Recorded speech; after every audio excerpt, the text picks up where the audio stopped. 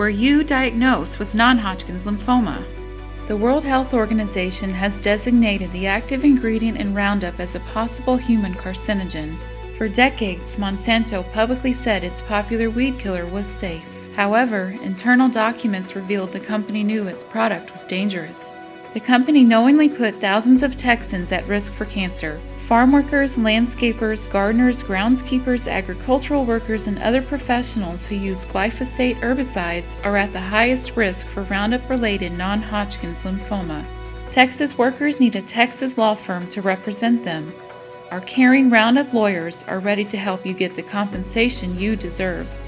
If you or someone you love has been diagnosed with cancer after using Roundup, call the Carlson Law Firm.